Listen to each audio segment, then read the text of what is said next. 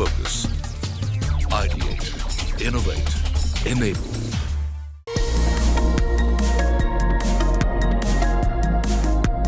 Forbes India and ServiceNow present the COO Collective, Soiree. Ladies and gentlemen, good evening. A very warm welcome to Forbes India presents ServiceNow, the COO Collective, Soiree. My name is Veer Sanghvi. Today, digital is increasingly becoming the primary way to do business, be it interacting with customers, coordinating with the workforce, or completing a major business project. Everything is done digital in a modern enterprise. Businesses are now defined by the experiences they serve to consumers through understanding and delivering the human connection and the emotional experience across the value chain. Humanizing an experience about understanding, supporting, and connecting all constituents across the organization. Today's soiree will focus on how the future of experience will be shaped as the relationship between people and technology deepens even further. But before we move further, I'd like to invite Venugopal Arcot, Senior Director, Solution Consulting ServiceNow, to set the context for this evening. Over to ServiceNow. Thank you, Veer. It's indeed my pleasure. Thank you for joining this session today. Chief Operating Officers, the COO, is in the fulcrum of organization's growth strategy. You are in the pivotal place where you bring the C-suite, the boardroom, and the operations together in making things happen. Not only responsible for bringing the departments together, but for being accountable for regulations and other aspects as well. This importance is what we perceive as an important connection in making the next level of growth happen through digital transformation. ServiceNow is a platform that brings, in many ways, digital platforms of the COO, bringing departmental silos away from every organization, bringing in efficiency and effectiveness in whatever you do. And in everything we do digitally, there is a digital footprint that's left behind. And digital footprint means that we are transparent to the regulator, transparent to everyone associated with it. That makes easier and better for all of us. Thank you very much for joining this day and looking forward to hearing insightful experiences from you. Over to you, Veer. Thank you, Venugopal. That was very insightful. Before we go any further, let me just introduce you to our power-packed panel. Meeta Nair Jain, Global CEO, Sagility Health. Saeed Hassan, COO, Computer Age Management Services. Amit Mitra, COO, Broadridge Financial Solutions India. Malana Sasalu, COO, Provident Housing. Abhishek Sinha, COO, L&T Technology. Venugopal Arcot, of course, we've already seen, Senior Director, Solution Consulting, ServiceNow. Prabhakaran G, Director, Global Operations, Cloud Infrastructure, and Cybersecurity Services, LTI Mindtree. Paramita Gupta, COO, Global FS Domain Practices, Banking and Capital Markets, Insurance, Capgemini. Prasad Chitnali, COO, Market Risk Management, Societe Generale. Dr. Sundar Narasimhan, SVP, Operations, Neuland Laboratories. Sairam Yadala, Operations Director, HCL Technologies. Anubhav Prashant, COO, Apollo Cradle and Apollo Fertility. Madhu Raghunath, COO, Dealership Business and Group Head, HR, TVS Mobility. Okay, let me begin by asking you each a question for which the answer I want is just a number. On a scale of 1 to 10, how would you rate the relationship between people and technology? Smita? I think I would say a 7. A 7? What would you say? A 7 with internet plugging the distance gap, and 8 with AI, ML bridging the gap between humans and machines. So it's 8 now. So 7 or 8? You have to give me one. 8. All right. What would you say? I would say 7 for consumers and 4 for employees. That low, huh? 4 for employees. We'll come back to that. How would you rate? I'll rate it as 7. 7? Okay, that seems to be pretty much a consensus. What do you think? Me too, 7. 7 as well? I would say it's an 8. An 8, okay. I would say it's 8. That's good. All right. Between a 5 and a 6, somewhere between 5 and 6. Okay, one doubter in this bunch. I'm glad. All right. 6, okay? 6, no, 5 is okay. You can stick with 5. I don't mind. Okay. All right. Paramita? I would say the 6. 6 as well. Okay, this side of the room is not so upbeat. Huh? What do you put it at? I would go with 7 for my enterprise, but 4 for my kids. 4 for your kids? Yeah. Okay, all right. That's very unusual. What do you rate? 7. 7. I'll stay with 8. Stay with 8. Yes. Okay, so as you can see, a wide range of opinions. A lot of people saying 7, 8 with sort of little qualifications put in, but some people also saying something much lower than that. So let's now discuss what needs to be done to further deepen the relationships between technology and human beings. Let me start with you, Smita. Sure. The majority of speakers gave a score that was complicated. So what needs to be done to further deepen the relationship? And also, how can bridging the gap between people and technology in the healthcare sector make it more accessible and available? I do think that the score needs to be a 7, especially when, we looked at the breakup of, employees versus customers and people. Yeah. Because while we have robust technologies available inside and outside of organizations, I think one of the challenges that we have with employees is technology adoption. And therefore, I kind of concur with the score that you gave.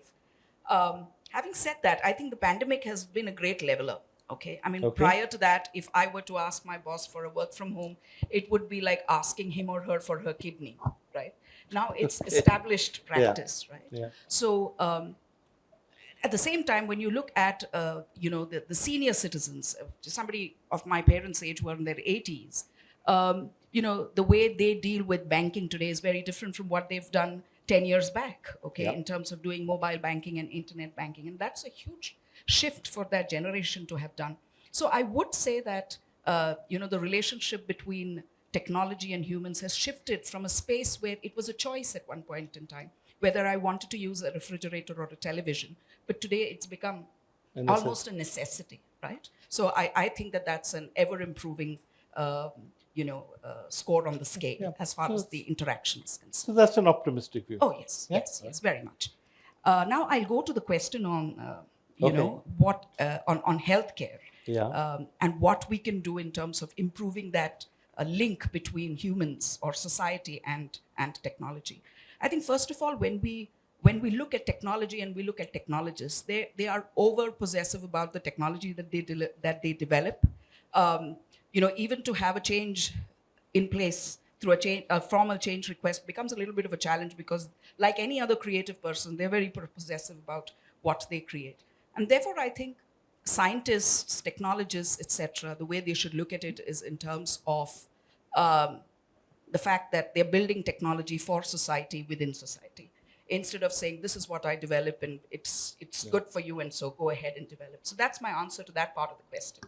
But now if I look at healthcare and how it can increase accessibility and affordability for the average person, I would think that accessibility and affordability are two sides of the same coin. If it is affordable, it becomes accessible from an affordability point of view. And otherwise, it's a distance point of view. And I think technology has a huge game to play for it. So for example, if we look at India, I think there are some very good measures that have been put in place for this geography for us to take the link between technology and healthcare. So for example, there are so many wearables in the market now. I think we are, as a country, we are third in the global market in terms of export of wearable devices, and smartphones. Now, if anybody has a smartphone, it's actually equal to having a very, very smart computer in your pocket, okay? And a lot of technologists are taking advantage of it and creating a lot of devices, medical devices, which can be stored on your phone and help you kind of, look at your own vitals and so on and so forth. So that's one trend. Second, I think, is about medical records, where I think here we have, from the health ministry, we have some exercises that have come out, which will ensure that, the average person will have all of his or her and their families' complete medical records. And there will also be records of the health providers. So, I mean, think about it. In a decade's time, you will have fabulous information, not only for analysis and analytics, but also in terms of what was the history for each family and so on. Then we look at a lot of technology that is now coming up in terms of, we all have seen, phone devices using which we can look at our ECGs, for example. In addition to that, there's, I think, something called tissue analytics that's coming up, wherein, we can continuously photograph wounds and send it to doctors and nurses to actually see how it's progressing and so on. Type 2 diabetes is a big research area in that area. So I think if we overall look at technology, I don't think we can achieve our healthcare goals for the population that we have in our country, as well as the rest of the world, if we don't marry technology into healthcare. So it's only advantage if you link the two. So I think that's my response to that question. Veer. Okay, all right. Let me ask Venugopal, how important is it to map the workflow journey for the experience and economy? I think this workflow needs to be just dissected a little bit. Okay. Defining work itself, an activity performed, and in line with that, there are these personas coming together for a particular scenario, for an outcome coming together. For an output to happen, there are departments coming together, people's coming together, the process, as was explained in terms of how the people process technology coming together, the work is performed. But these are happening in siloed ways. Yeah. Each of these departments having their own people process technologies. If a work has to happen, a right technology needs to be put in place, and then the people need to be called for who has the right technical skills and the certified skills, and in line with the regulatory expectations of to performing that particular activity. That's the work. The second is about flow. When such things are happening in siloed manner, it gets into a friction. The flow gets disrupted. For this work flow to happen, how do you bring these things together? To bring those entire work together, the people, process, and technology together in one single platform, and take this journey forward in terms of the experience economy. The experience economy is in terms of two dimensions again. The experience for the people who deliver those services and for those who consume those services. How are we having those experiences? And at least at the end of the day, it has to be economically. At the end of the day, it should be the quality of experience, the quantity of experience, the quantification of experience in terms of how we are bringing that customer to come back to our own web portal and see and looking at and making the transactions again and again. For an employee point of view, how happy is he delivering certain services so that he's delivering that services to that customer happily. So that's why it's important to map these constituents and important parameters that constitute a work to make that flow happen, thus giving an experience that's amazing for the customers and any touch points. So that it looks, and economically it's viable. At the end of the day, whatever we do should be economically viable. Let me say this, how are you developing a seamless, cohesive experience for every aspect of your business? And what role does technology play there? See, technology is ingrained in every aspect of our business. Okay, we are as CAMS, we are a financial infrastructure-based service provider, a platform service provider. From that standpoint, when we started in 1988, we were a digital native company. Okay, I can definitely say that because all our transactions, okay, for all our investors, a large proportions that we handle for the asset management companies, our key customers, or the banks, the exchanges, the depositories, okay, and all of you in this room, okay, if you are mutual fund customers, okay, or if you are doing your KYC, or if you are part of the account aggregator as beneficiaries, okay, and multiple other areas that we are in, okay, national pension scheme that we are part of, or e-insurance. In all of this, okay, we are largely dependent on data and technology. Okay, from that standpoint, every aspect of our business, okay, technology is deeply, deeply ingrained. Okay, when I say that as a mutual fund customer, if you have used our products, okay, which is MyCAMS for the mobile app for buying mutual funds, or if you have transacted on our portals, okay, you would have seen the impact of what technology can bring in providing a wonderful customer experience. Okay, right from say registering yourself as a new customer, doing your KYC, doing a purchase of a mutual fund, or at the back end, what we do for all these processes, okay, where we put in the right kind of risk management systems, the fraud control systems, ensuring that the payment is from the right account. And if we are paying you back, the redemptions are indeed going back to the right account. We use AIML in the backend to do that. Very intelligent and sophisticated algorithms to do all of this. And to account it, okay, reconcile it, etc. It's end-to-end enabled through technology. So we use a combination of technologies like AI and ML that I spoke about, and we use all the three large cloud service providers. Okay, we use Google, we use AWS, we use Microsoft, and the journey does not end here. To improve all our experience, investors' experience, what we are doing is we are looking at the journey forward. Okay, the journey forward again is going to be enabled through technology with much more sophisticated user interfaces and user experiences. Okay, it's going to be what we call as microservices modular, and you will see all of this unfolding in the near future. Okay, so to answer your question, every part of the chain is enabled through technology to provide the right customer experience at every point in the transaction and in the chain. Okay, let me ask Amit Mitra. How are you aiming for operational excellence in this era of business experience where customers are demanding similar experiences to those being delivered by e-commerce platforms like Zomato, Swiggy, Flipkart, or Amazon? Absolutely, Veer. Thank you so much for the question. I think it's very relevant of a question of our times. When I think about operational excellence, what I really think about is resources. What are my resources? What am I constrained against those resources? How am I either removing the constraints or making the most out of my resources? That's how I think about operational excellence, at a very simplistic level. And when I think about that, I have a model, and I have a name for that model. It's called biggest bang for the buck model. I know it's a very innovative name. I know nobody has ever thought about it, but that's a good name, actually. So what are your resources and how do you optimize them the most? When you think about a consumer, and this is a distinction that I made at the very beginning, I think of two personas, consumers and employees. When you think about a consumer, let's say a consumer is walking into a coffee shop, spending 30 minutes in that coffee shop, buys a coffee and goes out.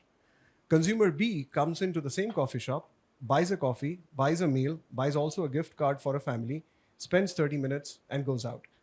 Who do you think the coffee shop owner is going to, really like? Of course, the person will like all the consumers, but obviously consumer B more than the other. So what is really happening for a given amount of time? How much money is the consumer bringing in? So time and money are two big resources. In the digital world, the third resource is attention.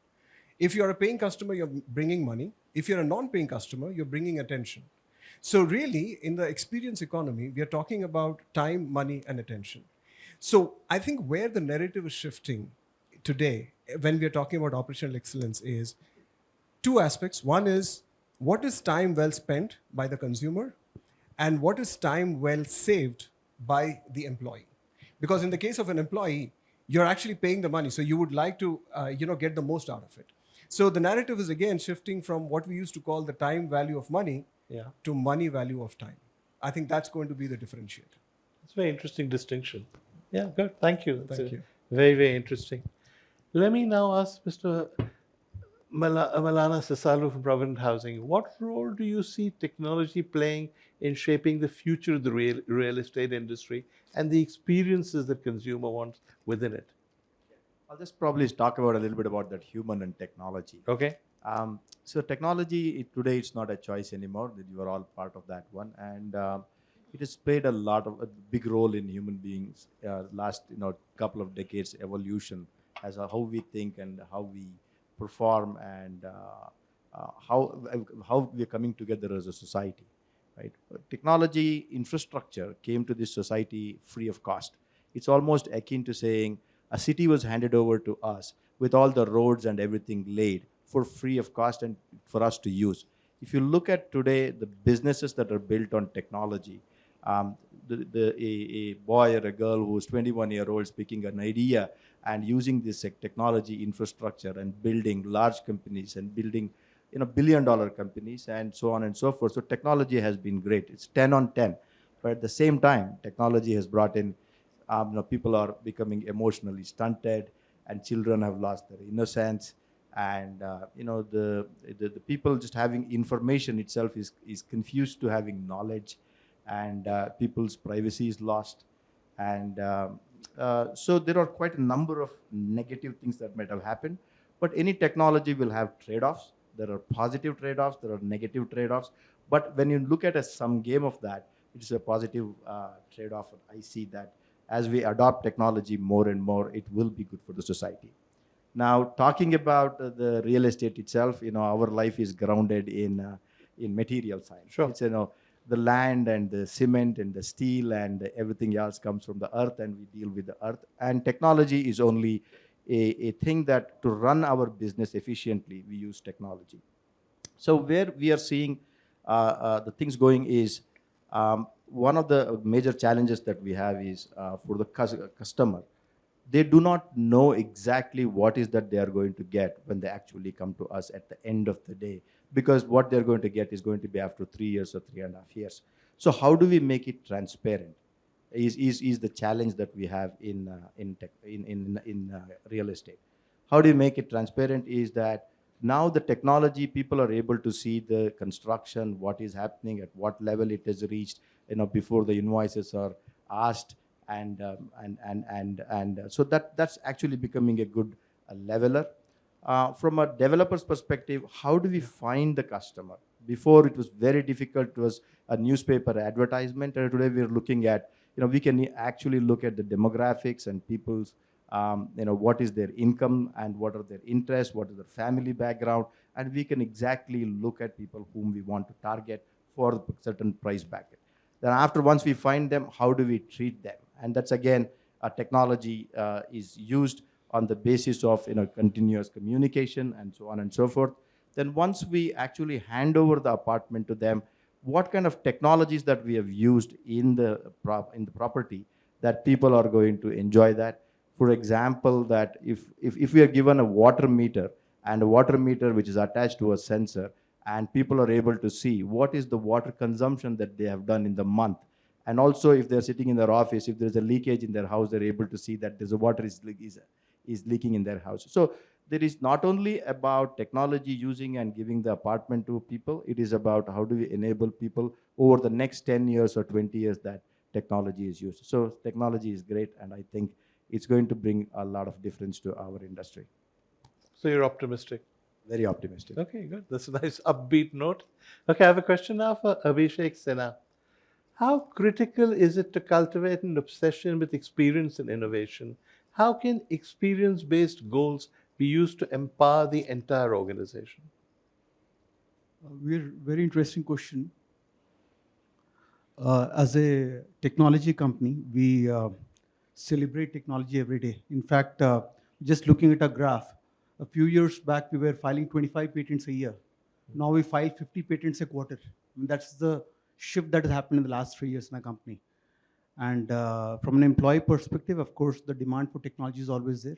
One very interesting thing is 10 years back when we called someone extrovert, we would expect the person to be out in the market and parties and stuff. Today, if you're extrovert sitting in your room, being on the social media, you're called an extrovert, saying this guy is a very social person because he's on Insta and all of this, right? We have to understand the employees of today, a large mass of employees today actually are this generation. And probably most of us sitting in this room are a different generation. How quick are we to adopt and adapt this change that is happening? A very interesting thing came up just last week. I was in Baroda, and we had a challenge with one of our customers. And I was doing a town hall with this young team. There are 270 people in the room. And this one young kid asked this question, which just blew me away. He said, we are working 14 hours a day. We are really putting a lot of work. But we still see a lot of challenge at your level. You have revenue pressure, margin pressures, maybe some other kind of escalations. Why are you not sharing your problems with us? Just let us know, because probably we can help you. Why can't you put, so I said, we have these 10 parameters on which we get measured. I said, why can't we just put it on our phone digital? We can see every day how these parameters are moving. We can help these parameters move for you so that you look good in front of the customer, and we feel good that we're doing something for the client. Now, this is coming from this generation saying, give the power to me on my devices, right? And that's what this generation is seeking. And I think as people who take decisions, and I firmly believe that, are we embracing this change? Are we embracing this change of technology? Technology will come and will change every day. Venu spoke about the workflow. Are these technologies integrated? Are they empowering our employees? Like Amit said, is it making the employee more productive? If not, what use is this technology? And I think that is what we really need to focus on, whether technologies are for the good of the employees, good of the society, or are they just technologies for the sake of technology? Because today is Java, tomorrow will be Lava, and something else day after tomorrow. We don't know.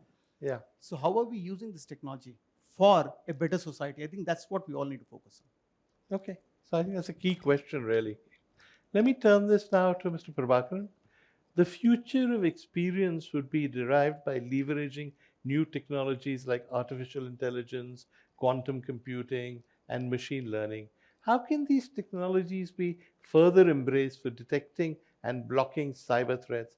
Also, how should organizations go about altering the behavior and attitude of the workforce to minimize the impact of cyber attacks and then draw up an agile response plan to cyber attacks? You know, the cyber attacks are very much in everyone's mind after the AIM cyber attack in Delhi.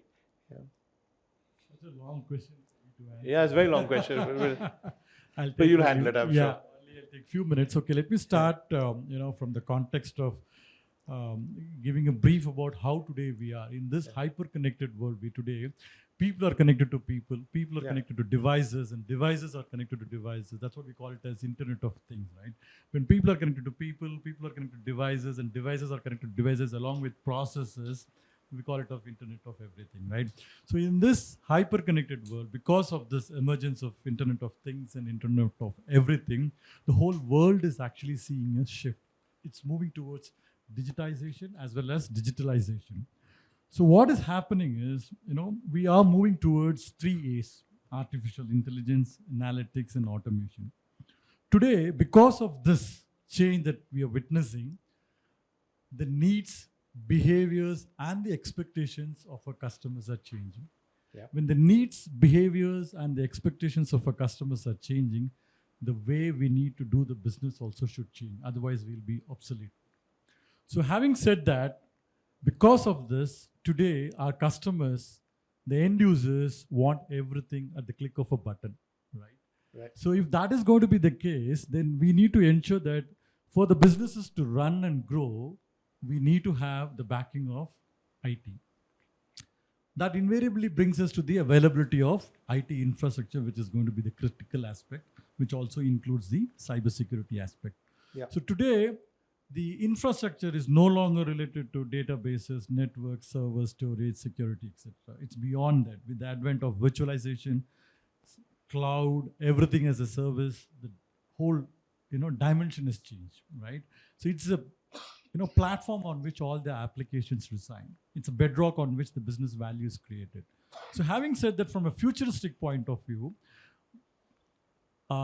getting adoption and implementation of artificial intelligence, machine learning, whatever you said, is actually leading us to a change in approach of the cybersecurity engineering as well as cybersecurity architecture, right?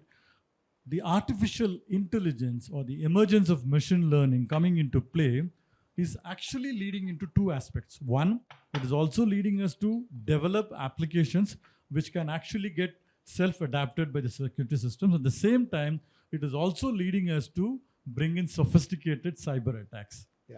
So the ongoing studies and the future studies should be focused towards how we can actually mitigate this risk and handle the complexities of the cyber threats. That's number 1. And how can we create more awareness to the workforce and the workplace so that we are well protected from this threat. And coming to the second part of my answer, which I would like to bring it to the forum, is the modern threat or the modern crisis or the modern problem that we're facing is a new concept called behavior analytics.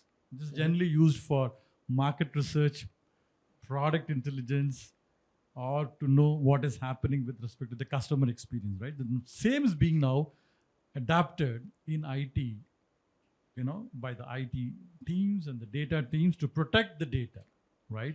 So that is what is actually, the latest trend, which is actually helping us to prevent. Because of this behavior analytics, today you're in a position to see if something is abnormal in a network or a system, and that's an indicator for you to actually detect a threat or a possibility of a threat, right? So there are technologies which are there, which are actually helping us, like the software, information, event management, plus there are other applications which are helping us to proactively identify. So to sum it up, I would like to say that even the way we type, the keyboard, cadence, the geo difference, okay, these patterns of the behavior of the employees or the customers actually give us a lead indication of cyber threat and the protections. So that's what is my view. That's it. Okay, thank you. Let me go to Paramita. How are you assisting your clients to add an emotional quotient in tech adoption? And in other words, how are you humanizing the technology for clients? We've had some people talking about the dangers of technology, but the human element surely has to be important. Yes, of course it is. So consumers are really, driven to brands that respect them, right?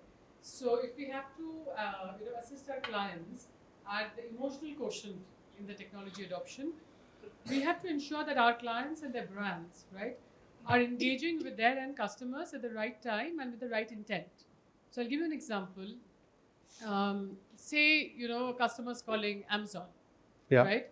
We would think, based on their purchase history and the propensities, the right thing to do would be to probably offer customized purchase, tips or even better discounts. But what if the customer is actually extremely annoyed that her package hasn't been delivered? And she's calling to figure out whether it will at all be delivered and when. So imagine offering an irate customer discounts, potentially adverse emotional reaction, right? So what we typically do is that we would, integrate consumer and product data sources. We would use AI ML, like, many of my colleagues, peers here are saying, and across omni-channel, across all channels, we would offer, data-driven customer experiences. So we would try to understand, keep the customer at the center of things, and across, all the channels, provide an orchestrated journey and understand what is the expected customer reaction or what is the emotional investment probably in the next best set of actions. There's a combination of actions, right? A permutation of actions that are potentially applicable to any situation. Right. We actually, interestingly, Capgemini has an offer called Data-Driven Customer Experiences, which does exactly this for all industries. Mr. Sanghvi also spoke about humanizing technology. Right. Right? So humanizing technology is not only about making technology better for humans, which I just spoke about, but also, better for interacting with humans, which I spoke about, but it's also about making it better for humans. So we help our customers in three things, quite a few things, but top of mind, we would help them create systems and products which are increasingly and consciously addressing biases, right? Okay. So that we don't create digital outcast in certain sections of the population. Recently, an US Federal Reserve report, they reported on the algorithmic biases in financial service lending, which is creating higher rate of credit denial for women. So, biases is one. Ethical, ethics in technology is one, right? It's one thing, we all agree to a transaction when you go on the internet. Do you agree? We agree, but do our end customers actually understand the real intent behind the transaction? So that's part of it. And the other thing that's also happening a lot, which is why I gave it a 6 and not a 7 or an 8, is I think there's a darker side of technology also, right? I mean, why is Google hiring so many psychology graduates rather than computer science graduates? It's because, a lot of technology is also aimed at playing with psychology, Okay. right? So we try to help our customers steer clear of technology that preempts biases or creates patterns that triggers behavior, which is what we would like to avoid. So yeah, that's my answer. So what you're saying is very different from what everybody else has said. You're saying that everybody takes the line, the technology is a tool that helps people. You're saying that often technology has biases built into things like the algorithms. Often technology plays around with psychology. So we shouldn't just treat it as a tool. It's wise to be sometimes suspicious. We absolutely have to be wise in dealing with technology. Ethics in AI, I mean, all of us are talking about AI and ML. Yeah. Ethics in AI is a big concern today. Yeah. Actually, even of governments, right? So, the Canadian government, the UK government, I mean, international governments have regulations that you have to adhere to ensure that you are, creating technology, writing code that is ethical and, that steers clear of behaviors we don't want to propagate. It's extremely powerful. Yeah. And it is, like all my peers said, it's all pervasive, right? It's not a choice anymore. But I think it's a choice that, okay, with great technology comes great responsibility. Well, good old Stanley, all right. Okay. All right, let me ask this question to Prasad, which is what ethical considerations should be taken care of while designing and delivering customer experiences in the digital age? And I really like the timing of this question, especially with what's happening across cryptocurrencies, especially related to financial services. Jokes apart, I think if we really look back into our country per se on the digital revolution that has happened from the past 10 years or from the past 11 years, I think it's phenomenal. Look at the payment systems. I think we have the cheapest payment systems in the entire world. Yeah. And we serve close to 1 billion people. Yeah. It's tremendous. It's phenomenal. And it comes at a cost which is exceptionally low. If there is somebody who's arguing with me today that cryptocurrencies are going to change this payment system, I would really doubt that. I think this is a fantastic competitive world there. Coming on to Societe Generale, I think we are a bank with 1.3 trillion euros of assets on the balance sheet. And we serve all sorts of customers, retail, institutional investors, the biggest sovereign wealth funds, and customers across 60 different countries. And it comes with its own challenges, right? And we spoke about ethics here. And as a bank, the most important thing that we culturally develop with all our employees is related to commitment, professionalism, and trust. And trust is something that we kind of embed with all the employees across the globe. I think it plays a crucial role here. There is another aspect about the digital innovation here, or the customer experiences. I come from a risk background. For any risk analytics or the insights that we need to bring to our customers to bring that competitive advantage for us as a bank between risk and rewards, we rely a lot on data. I think this is something that we kind of emphasize a lot. We put a lot of resources in managing this data. And today it's getting even more complicated. We spoke about ethics. We spoke about artificial intelligence. I think it's fantastic. All these technologies are real good enablers for us to bring greater insights to our customers. But what we are also facing as a challenge is the kind of processing that we do as to where this data is present. I think the regulations, whether it's GDPR or in US, we speak about different kinds of regulations, which is more state-dominant regulations. I think it's becoming increasingly difficult to process this data. We spoke about artificial intelligence. We spoke about cloud technologies. All these are centrally processed information, and we as a bank face a lot of regulatory questions and challenges where this data is extremely siloed, and it becomes even more difficult to kind of move it to a centralized server and then process it and to bring that analytics. So it's a very challenging thing. So this is where the commitment and trust comes into picture. Every other employee in our organization has to deal with data of some sort and to bring that analytics out. And when we're talking about that, it's all about data which is present on their desk, right, many a times. So how do we ensure that that is protected? It just doesn't leak. I think this is where we are heading, and this is what the commitment that we kind of imbibe into our employees. I think we've done a good job so far, and I think banks are always under the scanner across different countries. I think it'll be interesting the way we are going to take digital innovations forward, especially in banks. Okay. You don't think this whole crypto collapse has affected people's faith in technology when it comes to finances?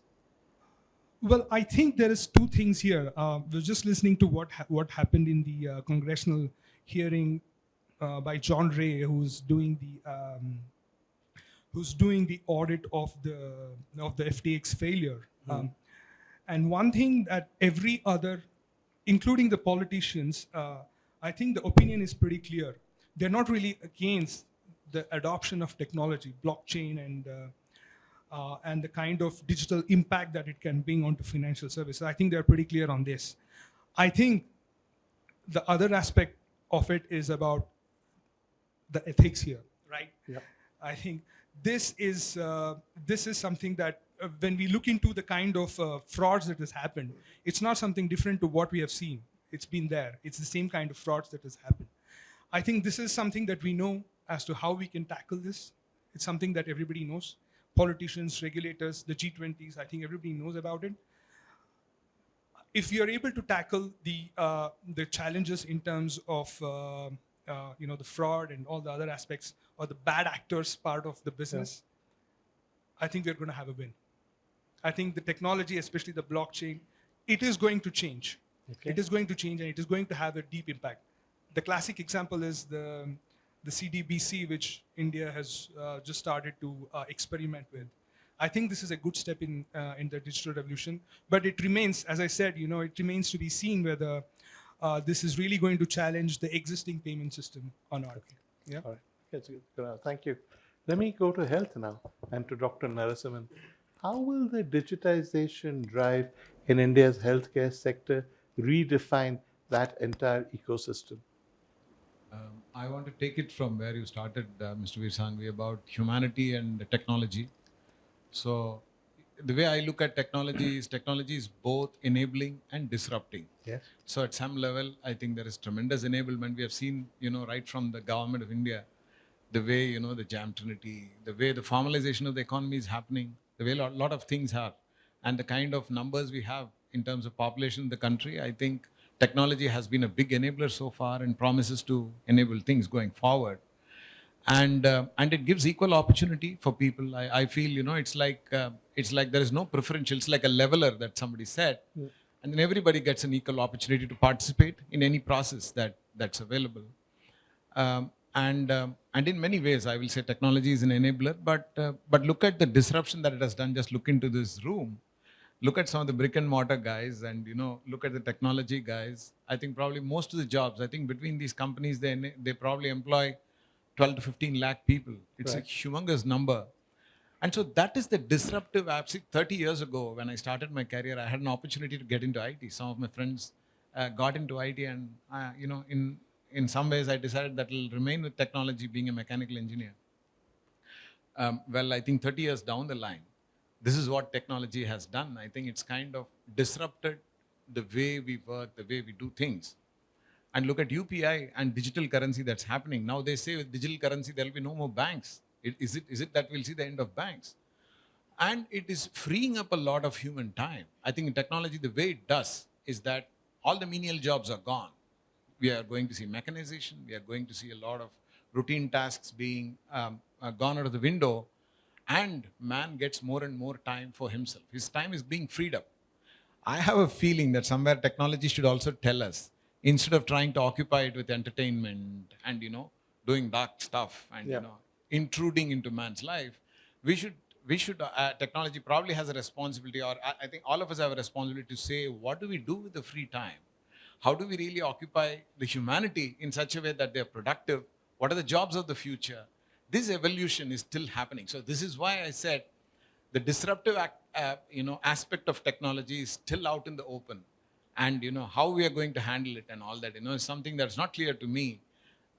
Especially when I think of my son and the next generation, what exactly these guys will do. So it's at a general level. Let me come to healthcare. Today morning I was in a factory in Bomasandra. There was a full shop floor, full SCADA system, not a single man operating the machine. It's all operated on panel somewhere in the floor below. It's a dream come true, because you are now able to really automate processes. You're getting the footprint, you're making it auditable, and exactly what's happening, which means patient safety, patient health. This is at the we talk about patient centricity, which is among the most important objectives for the healthcare sector. I see that dream is coming true, because we used to have, for example, if you look at our own factory, we manufacture bulk drugs for the regulated markets. The warehouse alone used to have 27 registers filled every hour after hour. Today, as we are digitizing, the entire quality system is just on the verge of digitization. We have seen a lot of it go away. So, and then also that assurance that is coming in, that we know that we are really recording things as they happen, and therefore the patient safety and his health, that's being assured. So this is again the enabling part of the technology. But then the disruptive part that I see is that the whole industry is actually, there is a lot of secrecy, there's a lot of patenting, there's a lot of secrecy. So is there going to be an umbrella technology that will link seamlessly from the basic chemical factory all the way to the end patient? That question is still out in the open, where we do not have a solution yet. Each department uses its own. I think ServiceNow gentleman also said each department uses its own silo kind of automation. And then we try and find a solution, a platform that will really integrate them all. And then where are we? We're just talking within a corporation. So how do we really take it to the industry and take it global? So that question is still needing an answer, and I don't find many people pondering over that. It'll be good for me to see if somebody ponders over that, and that disruptive aspect is taken care, and we bring industries together. We do clusters. We do a common technology in such a way. Probably Google or somebody has done to the search engines and stuff like that. That is still to be seen, to be experienced. So that's why I just wanted to say that's why I gave a 6. And therefore, between the human beings. No, I thought it was interesting that you gave a 6, but I now see why you did it. Makes sense. Thanks.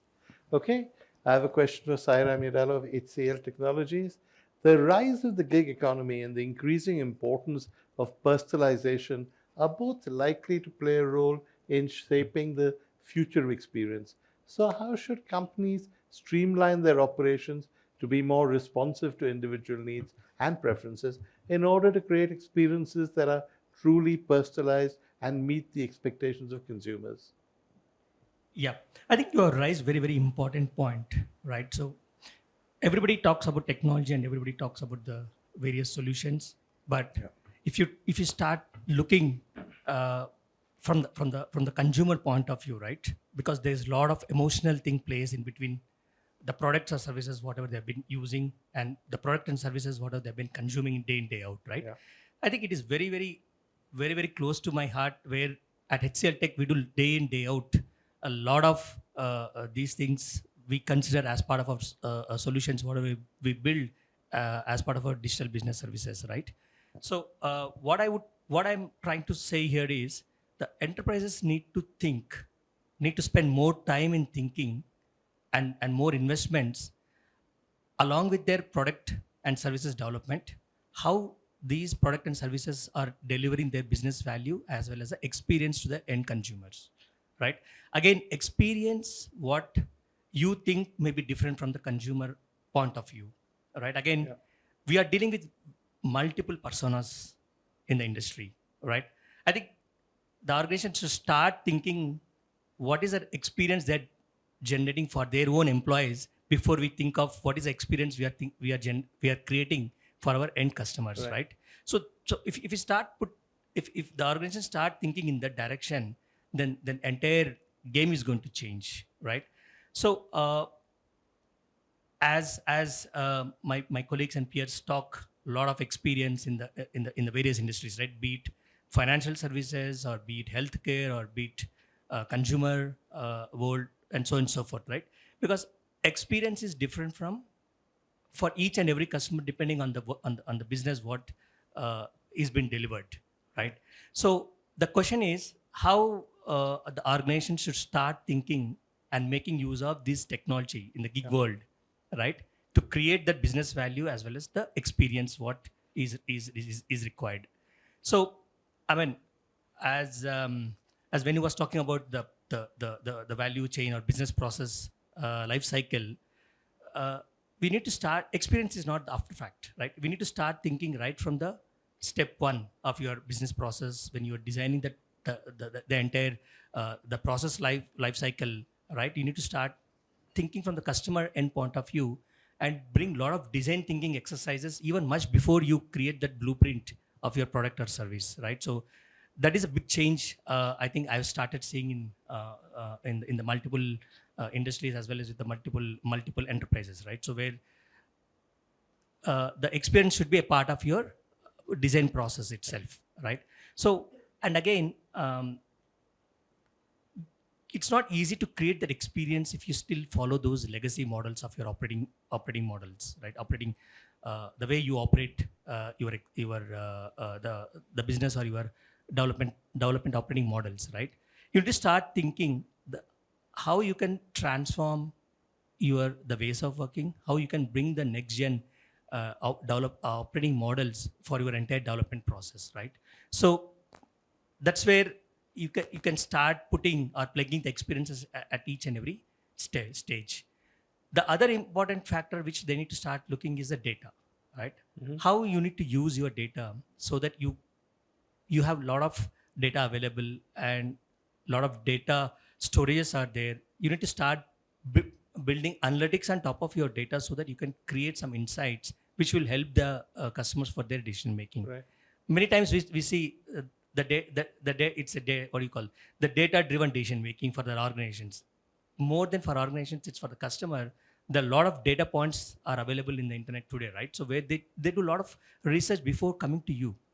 So that you need to make sure that the customer who comes to you retains, you should be able to retain and build that stickiness. You need to make use of this data very well so that will help you to create that experience. The third important point is on how do you make use of your AI and ML technologies, right? So that by making use of the data and you need to be able to create that predictive element, right, by using your lot of ML technologies, so that you should be able to predict what the customer needs before they come and ask you, right? So I can talk a lot of such examples, right? So in the industry, but I would like to touch upon a couple of things from the how the experience has been seen differently, right? Again, for each and every persona is important. If I want to give an example of the in the sports and entertainment industry, right? The experience is the way different from the experience what we think in the consumer industry, right? Because be it your soccer or be it your baseball or be it your cricket T20, right?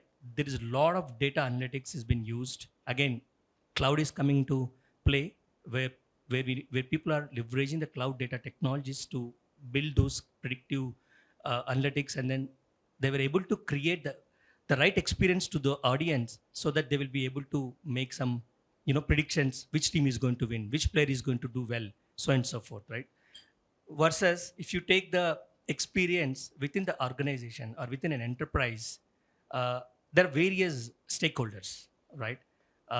If you take the experience, what CIO wants to see as part of their dashboards is different from what COOs needs to see as part of their dashboards, right? So that's where I think, thanks to ServiceNow, right, as part of there are a lot of built-in solutions, built-in dashboards which come out of the box, so that people will be able to use those in a right way so that the right data is being shown to them for their day-to-day decision making. So in a nutshell, experience is very, very, very critical for the success of any enterprise. And then you need to have the various levels of experience to be created for various personas. And I would like to say we need to go one step beyond. How do you measure these experiences, right? So there are various ways and mechanisms to measure these experiences, either by creating a CS scores, right? So customer experience index, right? As well as XLAs, right? Which is your experience level agreements. So people are very well aware of SLAs or BKPIs. Now people should start building these metrics into their overall value chain, so that you can create the right experience to your end customers. Okay, thank you. Thanks a lot. Let's go to Anubhav now. Patient education is something that is self-learned, but how can you use technology to create special patient education modules and therefore enhance the experience for mother and infant? Thank you, Mr. Sangvi. And happy that we started on health. Yes, we're doing a lot of health today, you will notice. A lot of health. Yeah. And it's important given what we have all been through. I'll answer the question in 3 parts. Essentially, what technology is helping us do in aid, partner, as well as educate the patient. On the aid side, because today is an information age, we are no longer information seekers. Information is readily available. And in the dark side is some of the information may not be relevant, may not be useful. So how do you use technology to aid the patient to use the right set of information and not necessarily be a Google patient who can only be treated by a Google doctor? Right. So we use technology to reach out to the patient, give the right set of information at the right time, whether it's through an app, whether it's through a digital connect, it's through a telecaller, it's through a chatbot.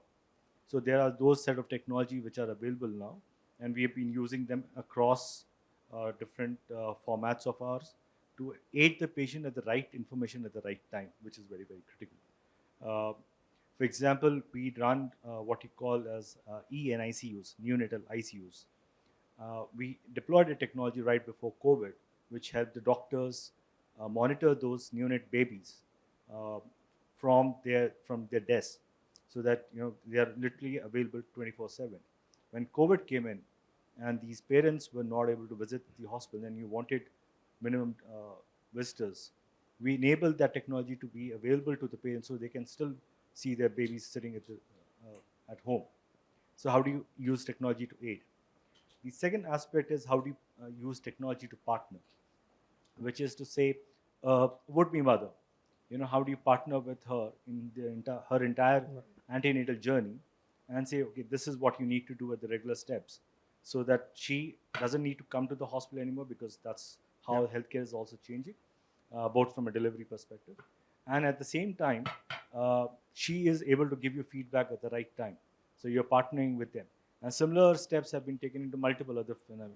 There's diabetes management, which has literally become online, less of physical visits required, because you're able to now partner with the diabetic patients. And the third part is how do you educate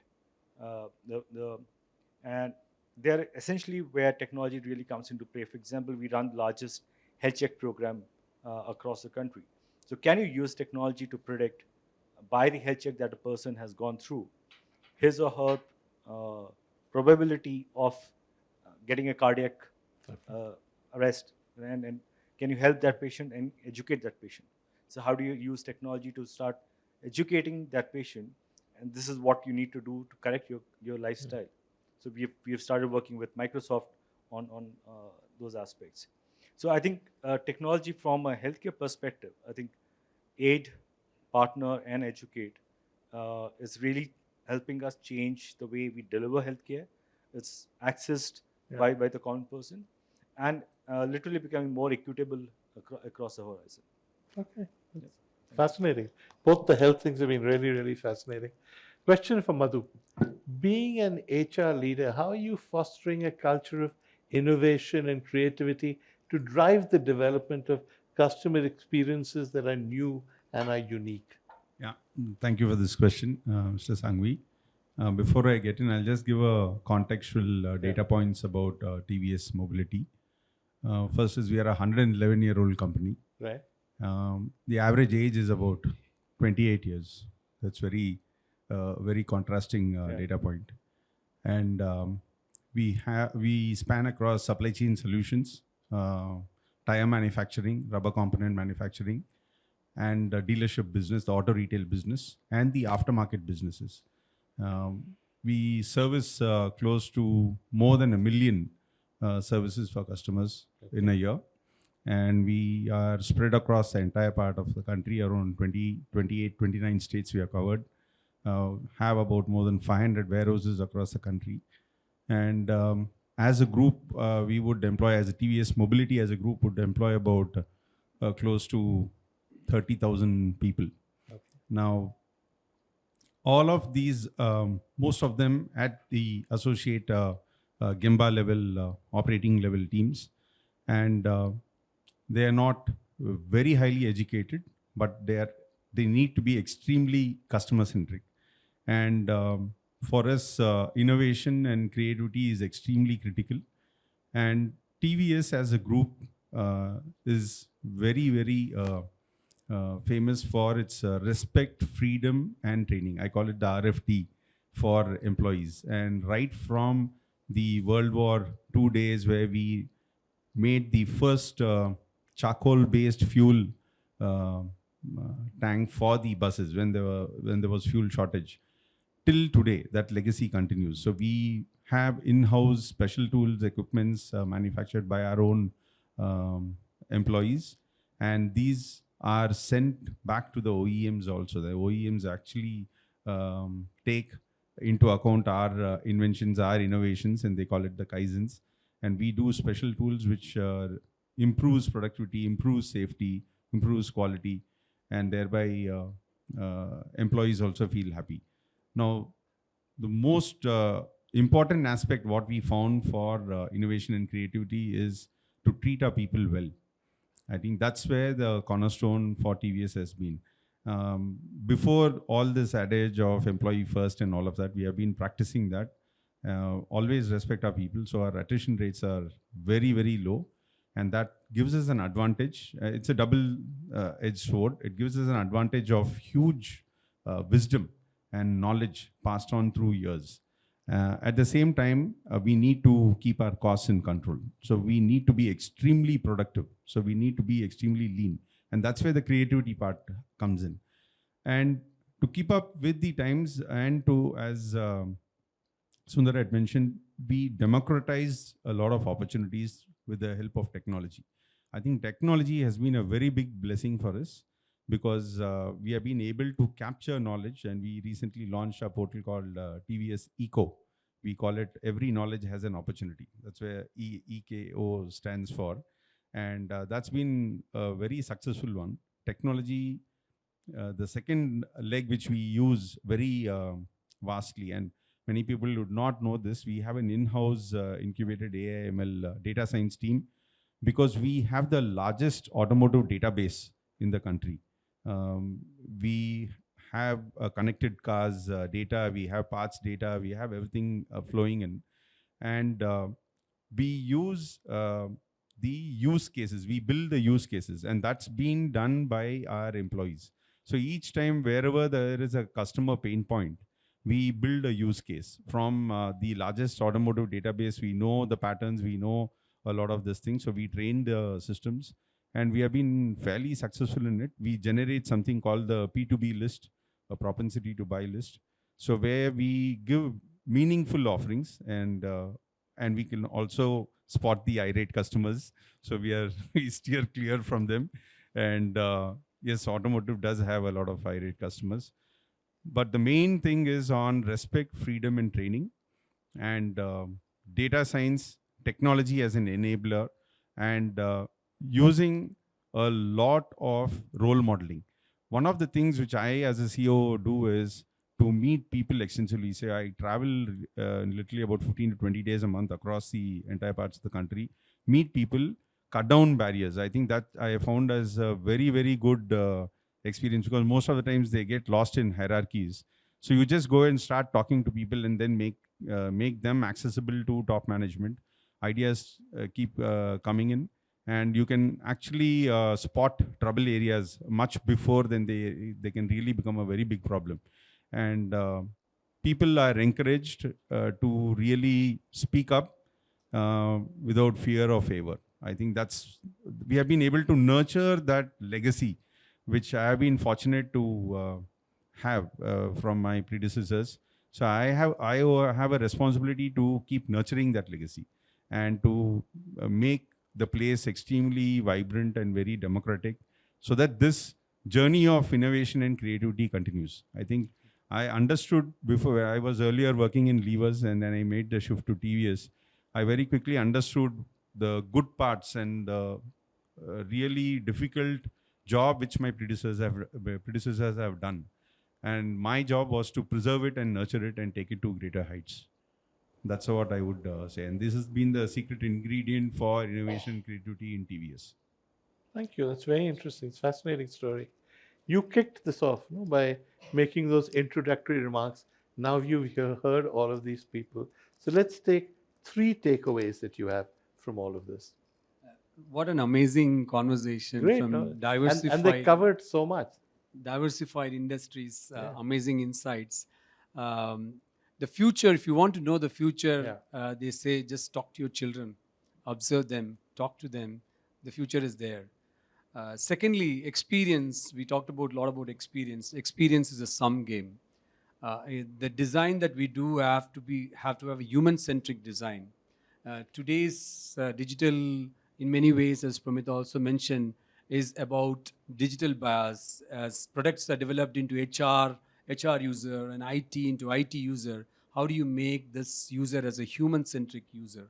The human experience is very important. The second part is business and its ecosystem. The business is equal to technology architecture. So business and technology are not different. They're integral part of it. The ecosystem plays an important role. A connected system plays a very important role. The second part is that. Yeah. The third and the last is about when we get something, give something to the planet that we got the same from, as we talked about the brick and mortar. Environmental, social, and governance. In whatever we do, whatever transformation we're bringing in, are we sensitive to these 3 aspects of environment, social, and governance? These are the 3 takeaways from me, Mr. Singhvi.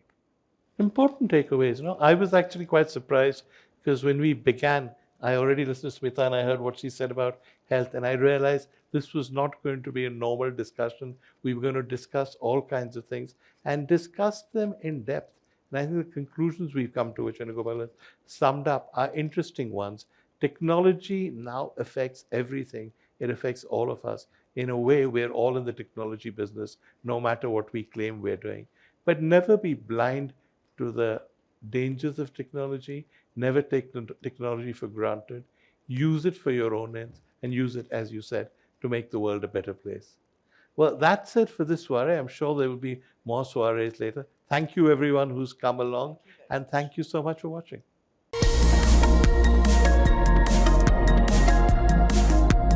Forbes India and ServiceNow present the COO Collective, Soiree.